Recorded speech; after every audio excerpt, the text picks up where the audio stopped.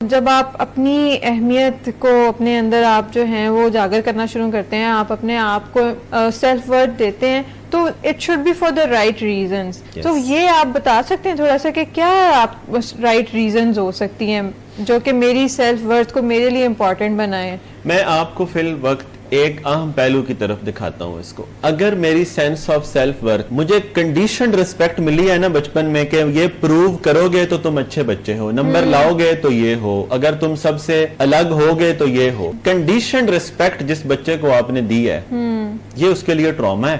یہ بچہ پوری زندگی کانفیڈنٹ فیل کرنے کے لیے ایکسٹرنل اپروول، ایکسٹرنل ویلیڈیشن کا محتاج رہے گا. ویلیڈیشن سپورٹ کرتی ہے لیکن اس کی محتاجی بیماری ہے، یعنی ڈیپینڈنس نہیں ہونی چاہیے.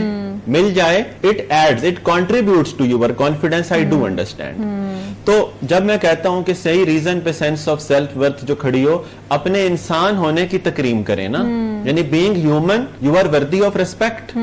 جب آپ اسے کہتے ہیں کہ اگر میری اچھی جاب ہوگی، میں پیارا ہوں گا، میں اچھا بولتا ہوں گا، یعنی میں ہوں کی عزت نہیں ہے اور میں کچھ پالوں کی عزت ہے، تو وہ آپ کی عزت نہیں ہے. آپ کے پوزیشن کی عزت آپ کی عزت نہیں ہوتی، آپ کی اچیومنٹ کی عزت آپ کی عزت نہیں ہوتی.